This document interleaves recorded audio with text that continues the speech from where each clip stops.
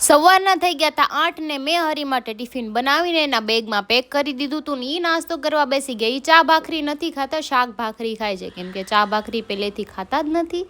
તો હરી તો નીકળી ગયા ની સાઈડ ઉપર જવા ને મેં કચરાની ડોલ લઈ લીધી। કચરાની ડોલ ધોવાની હતી, મેં કીધું હાલો પેલા ધોઈ નાખી અને દરવાજો કરી દીધો બંધ। મેં કીધું ડોલ ધોઈને પછી આપણે અત્યારે થોડીક વાર સૂઈ જ જવાનું છે, કેમ કે વહેલા જાગીને માથું ચડ્યું હતું ને ગટ્ટું જાગી ગયું હતું, જો મસ્ત મજાનું હો।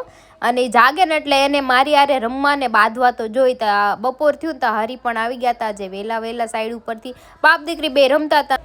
મેં હરીને કીધું તમે ગટ્ટુને રાખો, મારે આજે બહુ બધું કામ છે, કેમ કે આજે આપણે બનાવવાનું છે ઇડલી સાંભાર। તો જો બધું મસ્ત મજાની સબ્જી ને એવું કટ કરી નાખ્યું હતું અને આપણી દાળ બફાતી। મેં કીધું ચલો પહેલાં તો આપણે સાંભારને છે ને વઘારી નાખીએ અને પછી મારે કામ ઓછું। તો મસ્ત મજાનો વેજીટેબલ વાળો સાંભાર છે ને આપણે ફ્રાય કરવા મૂકી દીધો। તો જો બધા વેજીટેબલ નાખી દીધા હતા। તમે આમાં શું નાખો મને કહેજો, કેમ કે હું વેજીટેબલ આમાં નાખું અને આપણે સાંભાર વઘારી નાખ્યો તો એકદમ ઠીક બનાવવાનો હતો।